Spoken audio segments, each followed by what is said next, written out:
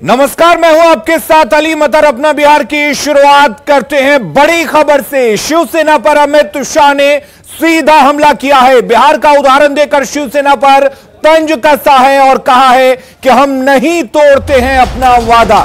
बिहार में किया वादा हमने निभाया। अमित शाह ने कहा है कि नीतीश कुमार को सीएम बनाने का वादा किया था, परिणाम अलग होने के बाद भी हमने अपना वादा निभाया। तो अमित शाह ने बिहार का उदाहरण दिया और कहा कि जेडीयू की सीटें कम थी, बावजूद इसके हमने अपना वादा निभाया। शिवसेना पर बड़ा हमला अमित शाह ने किया है और आपको बता दें कि अमित शाह ने उदाहरण बिहार का दिया और बताया कि किस तरह से बिहार में जो परिणाम बदले उसके बावजूद चुनाव से पहले किया गया वादा बीजेपी ने निभाया है।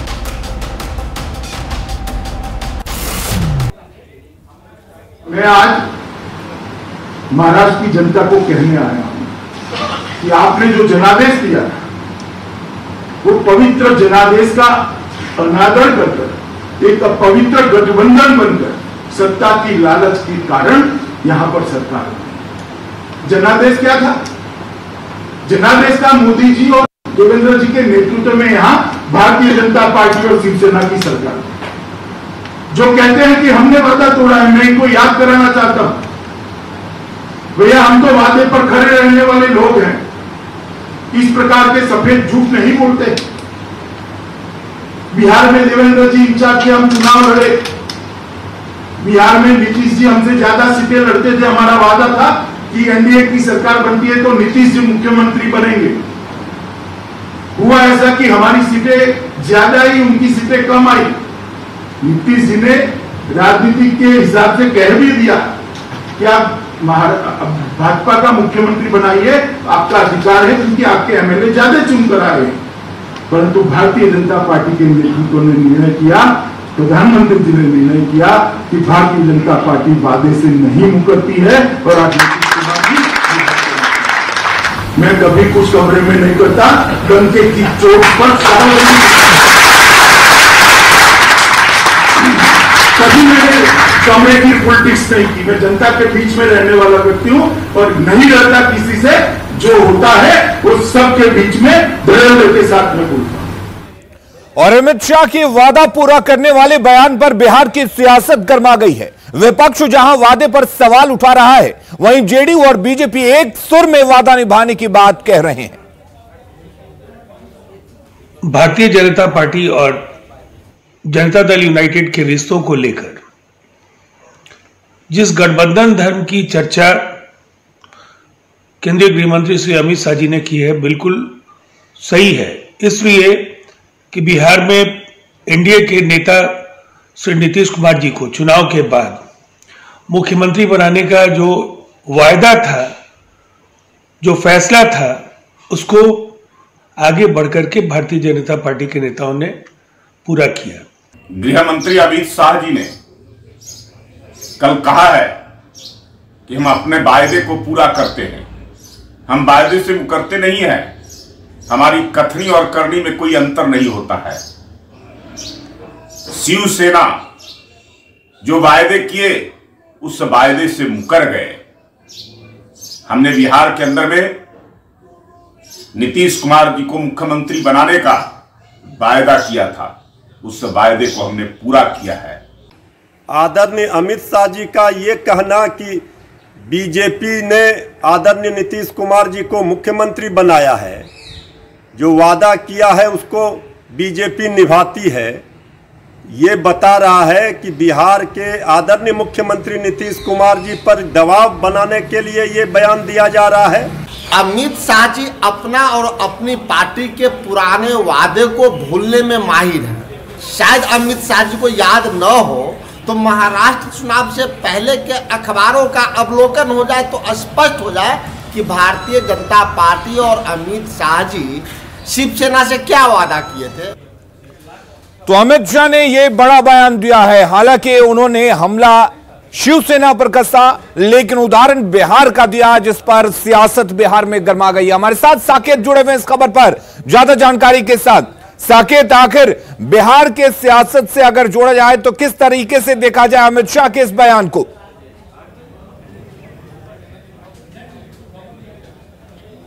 देखिए बिल्कुल अलीम, अगर बिहार की सियासत से हम जोड़ते हैं, क्योंकि लगातार ये सवाल उठता रहा है, चाहे वो शिवसेना उठाए या बिहार में विपक्षी पार्टियां उठाए कि जो बीजेपी का वादा है वो पूरा नहीं होता है। इस लिहाज से इस पूरे बयान को अगर हम देखते हैं तो उसी को लेकर यहाँ पर फिर से एक बार सियासत शुरू हुई है और विपक्ष ये बात कह रहा है कि शुरू से जो बातें बीजेपी कहते आई है वो वादा उन्होंने कभी भी पूरा नहीं किया। वो उन्होंने ये भी उदाहरण दिया है कि जो 15 लाख सभी के खाते में जाना और इस तरह के तमाम जो वादे थे उन वादों का जिक्र किया है। लेकिन साथ ही साथ बीजेपी और जेडीयू ने यहाँ पर काउंटर किया है विपक्ष को कि किस तरह से बीजेपी ने बिहार चुनाव से पहले ये वादा किया था कि बिहार में अगर सरकार बनेगी तो वो नीतीश कुमार के नेतृत्व में ही एनडीए की सरकार बनेगी। और आप देखिए चुनाव के जो नतीजे भी आए उसमें बीजेपी को अधिक सीटें आई थी, सभी पार्टियों के बनिस्बत आप देखें तो बड़ी पार्टी बीजेपी बनकर आई थी। लेकिन बावजूद इसके मुख्यमंत्री नीतीश कुमार को ही बीजेपी ने बनाया, क्योंकि चुनाव से पहले ये बात साफ कर दिया था एनडीए ने कि जो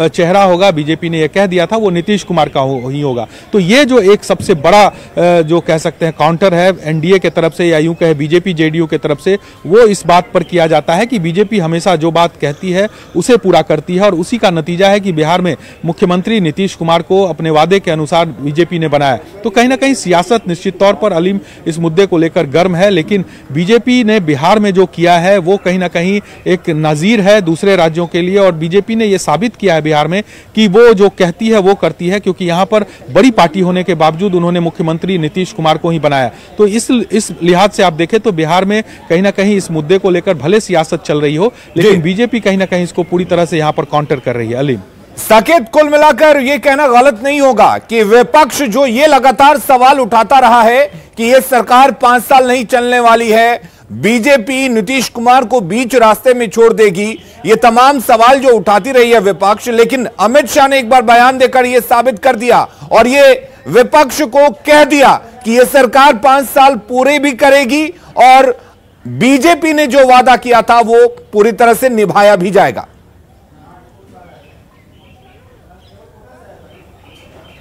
ठीक है, बिल्कुल, ये तो अब इसमें कोई संदेह नहीं है अलीम, क्योंकि आप देखिए जिस तरह से चुनाव से पहले बीजेपी ने ये कहा था कि नीतीश कुमार ही मुख्यमंत्री होंगे चाहे उनको जितनी भी सीटें आए, और नतीजा भी आया सामने।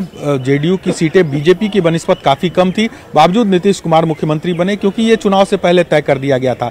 तो निश्चित तौर पर जो बातें लगातार विपक्ष की तरफ से बिहार में कही जा रही है कि ये सरकार नहीं चलेगी 5 साल, उस पर एक बड़ा हमला कह सकते हैं या बड़ा काउंटर कह सकते हैं। अमित शाह ने जिस तरह से बयान दिया है कि उन्होंने नीतीश कुमार को कहा था कि वो मुख्यमंत्री बनाएंगे तो उन्होंने बनाया, तो इससे ये साबित होता है कि एनडीए के अंदर जो बातें चल रही है कि नीतीश कुमार को बैक किया जा सकता है, या बीजेपी जो लगातार विपक्ष की तरफ से कहा जाता है कि बीजेपी बीच रास्ते में नीतीश कुमार का साथ छोड़ देगी, तो ऐसी कोई बात नहीं है। क्योंकि अगर अमित शाह और इस तरह के नेताओं के तरफ से ये बयान आता है नीतीश कुमार को लेकर, बिहार की सरकार को लेकर, तो निश्चित तौर पर यह कहा जा सकता है कि बिहार में जो सरकार चल रही है वो एस्टेब्लिश सरकार है, इसे कहीं से भी कोई दिक्कत नहीं आने वाली है। और विपक्ष जो आरोप लगातार लगा रहा है वो कहीं ना कहीं निराधार है।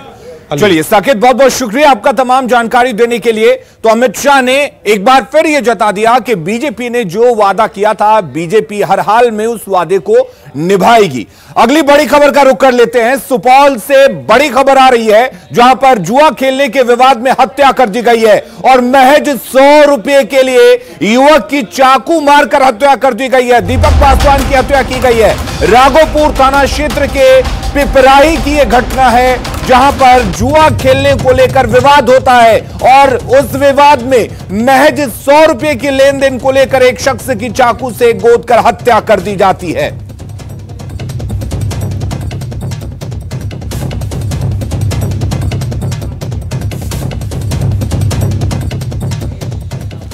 और अगली खबर सहरसा से है जहां 7वीं कक्षा की नाबालिग छात्रा से शादी का झांसा देकर यौन शोषण का मामला सामने आया है। आरोप एक शिक्षक पर लगा है। बताया जा रहा है कि छात्रा शिक्षक के यहां ट्यूशन पढ़ने जाती थी। आरोप यह भी है कि प्राइवेट ट्यूशन पढ़ाने वाले शिक्षक ने छात्रा को शादी का झांसा देकर करीब 1 साल तक यौन शोषण किया। इस बीच लड़की गर्भवती हो गई। पता चलने के बाद गांव में पंचायत बैठी। पंचायत ने दोनों की शादी का फरमान सुना दिया। इस बीच शातिर शिक्षक ने लड़की का गर्भपात करा दिया। लड़की को गर्भपात की दवा खिला दी और दवा खाने के बाद से लड़की की हालत बिगड़ने लगी। तबीयत बिगड़ने के बाद परिजनों ने पुलिस से शिकायत की। फिलहाल महिला थाना पुलिस ने आरोपी के खिलाफ मामला दर्ज कर जांच शुरू कर दी है। आरोपी शिक्षक फरार बताया जा रहा है। ये मामला है कि एक बच्ची जो है वो पढ़ने जाती थी ट्यूशन गांव में ही, और उसी दौरान जो है वो टीचर उसको डरा धमका करके जो है उसके साथ गलत काम किया है, और इसी दौरान वो बच्ची जो है प्रेग्नेंट हो गई। प्रेग्नेंट होने के बाद टीचर उसको जो है दवाई ला के दे दिया, जिसके बाद वो खाली दवाई और उसका हुआ और मामला जो है परिवार के संज्ञान में आ गया। तो उसके बाद उसको यहाँ लाया गया है। उसका भी हम लोग बयान लिए हैं और प्राथमिकी दर्ज करके आगे की कार्रवाई हम लोग करें। और इस शर्मनाक घटना के सामने आने के बाद सवाल यह है कि मामला सामने आने के बाद शिकायत क्यों नहीं की गई? जब मामला सामने आया उसके बाद भी शिकायत क्यों नहीं की गई? क्यों पंचायत में इस मामले के निपटारे की कोशिश की गई? पंचायत में आखिर क्यों गए लोग? क्या पुलिस पर लोगों को भरोसा नहीं है? जो पीड़ित परिजन थे उनको क्या पुलिस पर भरोसा नहीं है? और पंचायत को फैसला सुनाने का अधिकार आखिर किसने दिया? क्या पंचायत किसी कोर्ट के बराबर है जो इस तरीके का फैसला सुना सकती है?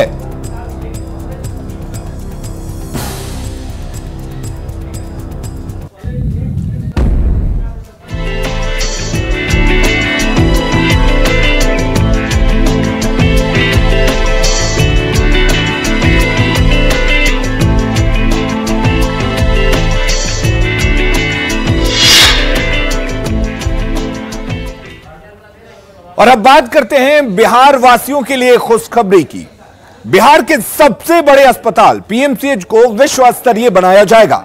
मुख्यमंत्री नीतीश कुमार अस्पताल को विकसित करने की परियोजना का आज शिलान्यास करेंगे। 5,500 करोड़ की लागत से अस्पताल का विकास किया जाएगा।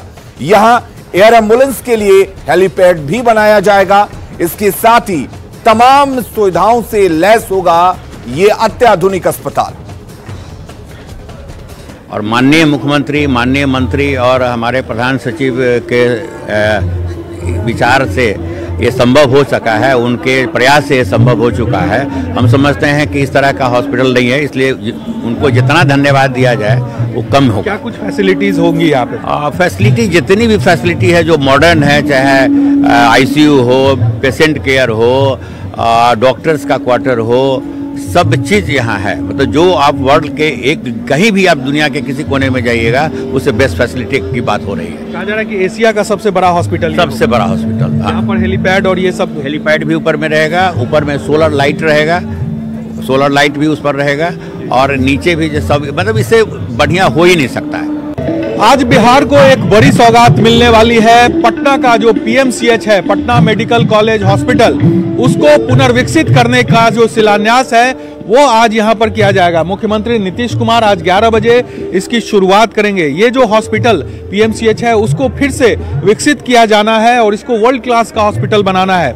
माना जा रहा है कि इसका जो काम जो है, जिस तरह का ये हॉस्पिटल बनेगा उसमें 5462 बेड होंगे, जिसमें सिर्फ 500 आईसीयू के बेड होंगे, जहां पर लोग आएंगे, जो इमरजेंसी जो सेवाएं हैं वो यहां पर दी जाएगी। इसके अलावा जो यहाँ ये जो हॉस्पिटल बन रहा है यहाँ पर हेलीपैड होगा, ताकि जो एयर एम्बुलेंस से जो मरीज बाहर से आना चाहते हैं, जिसको इमरजेंसी केस जिनका है, वो यहाँ पर पहुँचेंगे, उनके लिए यहाँ पर व्यवस्था की गई है।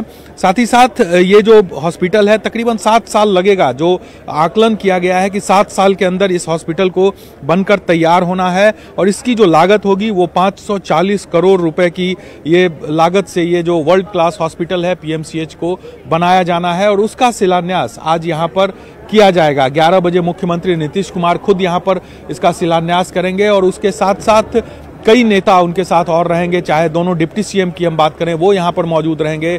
पटना साहिब के जो सांसद हैं रविशंकर प्रसाद, वो मौजूद रहेंगे। स्वास्थ्य मंत्री रहेंगे, साथ ही साथ कई नेता और सांसद विधायक यहाँ पर मौजूद रहेंगे। तो एक बड़ा कार्यक्रम यहाँ पर ऑर्गेनाइज किया गया है पीएमसीएच के अंदर, और यहाँ पर आज मुख्यमंत्री 11 बजे इसका शिलान्यास करने वाले हैं। जो ये वर्ल्ड क्लास का हॉस्पिटल जो बनाया जा रहा है पीएमसीएच को, उसकी शुरुआत आज से होगी। 7 साल का समय लगेगा जैसा कि आकलन बता रहा है। तो निश्चित तौर पर बिहार के लिए एक बड़ी सौगात आज मुख्यमंत्री नीतीश कुमार यहां पर देने वाले हैं। जिस तरह से पीएमसीएच को वर्ल्ड क्लास का हॉस्पिटल बनाने जाना है और उसे लेकर आज से शिलान्यास शुरू हो गया है। कैमरा पर्सन अजय दुबे के साथ साकेत कुमार, न्यूज़ 18 पटना। तो बिहार का सबसे बड़ा अस्पताल और कई सुविधाओं के साथ और बड़ा होगा और इसके लिए 7 साल का इंतजार करना होगा। अगली खबर का रुख करते हैं। गोपालगंज से बड़ी खबर है, जहां पर छात्र के अपहरण का मामला सामने आया है। परिजनों से 10 लाख की रंगदारी मांगी गई है। मोबाइल फोन पर कॉल कर फिरौती की मांग की गई है। मानिकपुर से छात्र अंकित का अपहरण किया गया है और अपहरणकर्ताओं ने 10 लाख रुपए की रंगदारी मांगी है। तो बड़ी खबर गोपालगंज से, जहां पर मानिकपुर से एक छात्र अंकित के अपहरण की घटना सामने आई है, अपहरण का मामला सामने आया है और मोबाइल फोन पर कॉल कर 10 लाख रुपए की फिरौती भी मांगी गई है।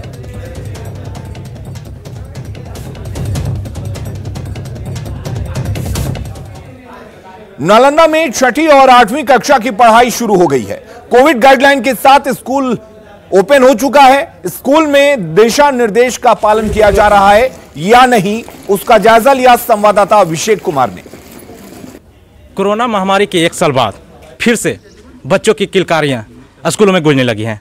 अब ये मौजूद है गिरियक के दौलाचक स्कूल में, जहां आप देख सकते हैं किस तरह से ये 11 महीने के बाद ये जो स्कूल है खुली है और यहाँ बच्चों की किलकारियां गूंजने लगी और कानों में सभी को घंटी की आवाज़ सुनाई देने लगे। और सबसे बड़ी बात है कि 11 महीने के बाद जिस तरह से स्कूल में पहली बार बच्चे आए हैं, उससे स्वागत करने के लिए सभी शिक्षक भी तैयार हैं और लगातार सैनिटाइज के साथ साथ थर्मल स्क्रीनिंग के साथ बच्चों को स्कूल में प्रवेश कराया जा रहा है। यहाँ तक कि जिस तरह से कोविड गाइडलाइंस का जो पालन करने का 50% के साथ स्कूलों में पढ़ाई करने का जो आदेश दिया गया था सरकार का, उसका भी पालन किया जा रहा है। एक तरह से अनोखा यहाँ जो है ये स्कूल में जो पढ़ाई के लिए शुरू की गई है, यह अनोखा साबित होने जा रहा है। यहाँ पर जानते हैं कि जो आज स्क्रीनिंग के थर्मल स्क्रीनिंग के साथ स्कूल में पढ़ाई शुरू की जाए 11 महीने के बाद। क्या ये तो बहुत खुशी की बात है। बच्चे भी काफ़ी दिन से पूछ रहे थे कि कब स्कूल खुलेगी, कब खुलेगी, लेकिन सरकार के निर्देशानुसार स्कूल ससमय है जो कि खोला गया और इसका है जो कि हम लोग पूर्व में तैयारी भी किए। बच्चे भी काफ़ी उत्साहित हैं, शिक्षक भी उत्साहित हैं। आज 11 महीने के बाद स्कूल खुली है, क्या व्यवस्था आपने कर रखी है स्कूलों में? आज अपार हर्ष का समय हम लोग के लिए पुनः है कि आज लंबे अवधि के बाद बच्चों का पुनरागमन हमारे विद्यालय में हो रहा है। इसके लिए विद्यालय को हमने 2-3 दिन से हम लोग यहाँ का विद्यालय की साफ़ सफाई से लेकर के सैनिटाइजर की पूरी व्यवस्था की गई। पूरे विद्यालय का सैनिटाइजेशन कराया गया है। सामाजिक दूरी का पालन करने के लिए बच्चों को यहाँ पर गोला जो 6 गज की दूरी पर 6 फीट की दूरी पर जो गोलाकार घेरा बना करके उनको यथा स्थान पर खड़े रहने की व्यवस्था की गई है। क्या संदेश देना चाहती हैं? बच्चों लोग कहेंगे मास्क का प्रयोग करें, किसी से हाथ का मिलाने नहीं और अपना पानी या फिर लंच किसी दूसरे को साझा ना करें और सामाजिक दूरी बना के चलें ताकि पढ़ाई में भी कोई दिक्कत ना हो उन लोगों में। यहाँ पर छात्र हैं जिनसे भी जानते हैं, ये बताओ क्या 1 साल के बाद पढ़ने के लिए आया, कैसा लग रहा है यहाँ महसूस कर रहे हैं? बहुत अच्छा लग रहा है सर, मगर जो 1 साल हमारा बर्बाद हुआ वो बहुत ख़राब हुआ सर। हम सोचते हैं कि पहले से भी और अच्छा से सक्षम रूप से हम पढ़ सकते हैं। फिर से पढ़ाई शुरू करने जा रही है खास करके, तो कैसा महसूस कर रही है यहाँ? बहुत अच्छा महसूस कर रहे हैं। लग रहा है कि हम लोग 1 साल के बाद स्कूल आए हैं, फिर से हम लोगों का पढ़ाई स्टार्ट होगा। हम लोग सारे टीचर बस फ्रेंड्स मिल करके फिर से मतलब मिलेंगे और इस कोविड-19 की महामारी के बाद हम लोग फिर से खुशी से स्कूल अपना कोरोना गाइडेंस के पालन करते हुए पढ़ाई शुरू की जा रही है और आज जो सरकार का आदेश हुआ कि 8 फरवरी से फिर से स्कूल खुलेगी और 8वीं कक्षा से लेकर 6ठी कक्षा से लेकर 8वीं कक्षा तक पढ़ाई की जाएगी, जिससे लोगों में काफ़ी खुशी का माहौल देखा जा रहा है। न्यूज़ 18 से नालंदा के लिए अभिषेक कुमार। अगली खबर मुंगेर से है, जहां के गंगा घाटों पर कांवरियों ने पूरे वातावरण को भक्तिमय कर दिया है। माघ महीने में देवघर में बाबा का जलाभिषेक करने के लिए मिथिलांचल के हजारों भक्त बाबा धाम के लिए चल पड़े हैं। ये भक्त बसंत पंचमी के दिन बाबा पर जल चढ़ाएंगे। सुल्तानगंज से देवघर तक की पैदल यात्रा शिव भक्त 10 से 12 दिनों में पूरा करते हैं।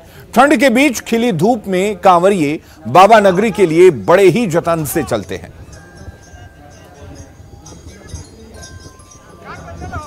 बाबा के दरबार में हम लोग सेवा करने के लिए आते हैं। माघ महीना में यह 10 दिन का, जैसे माने कि 20 दिन 22 दिन का समय लगता है हम लोग का। कहाँ जाना है? बाबा धाम। कैसे जाइएगा? यहाँ से अभी ये बांक गाछी में रहेंगे मुंगेर। कितने दिनों में पहुँचते हैं आप लोग? 10 दिन। कब जल्द वहाँ पर चाहिएगा? 16 को पंचमी में। अपने अपने गांव से बाबा बैद्यनाथ धाम जाकर और उनको अपना सर्वस्व न्यौछावर करना, ये एक प्रथा 100 साल 200 साल पहले से बनाई गई थी कि बाबा धाम लोग अपने गांव से, अपने घर से पैदल जाके गंगा जी में जल लेकर फिर उसको जाके बाबा बैद्यनाथ धाम चढ़ाते हैं।